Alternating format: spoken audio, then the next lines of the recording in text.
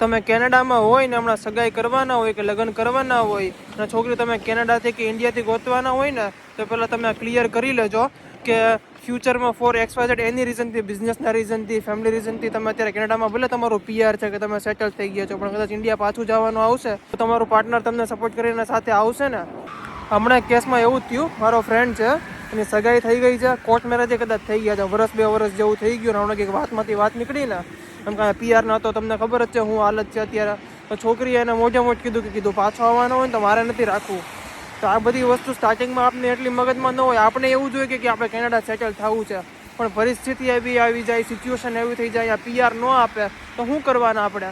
અને બીજું તમે એ ડિસ્કસ કરી લેજો કે ફ્યુચરમાં તમારા પેરેન્ટ્સ ઇન્ડિયા મૂકીને કેનેડામાં તમારી યારે સેટલ થવાના હોય તો તમારા પાર્ટનરને ચાલશે ને.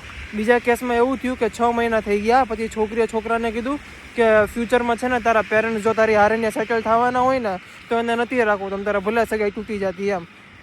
એ કે મારે તો એકલામાં કે મારે એઝ અ કપલ આપણે સેપરેટલી રહેવું છે. આ બધી નાની નાની વસ્તુ છે. આપણે જ્યારે છોકરી જોતા હોય કે સગાઈ ટાઈમે શાયદ આપણે ક્લિક ન થાય તો તમારી પાસે અત્યારે ટાઈમ હોય તો તમે ડિસ્કસ કરી લેજો, કેમ કે જ્યારે તમે અહીંયા આવી જાઓ ને પછી અલગ જ માથાકૂટ છે.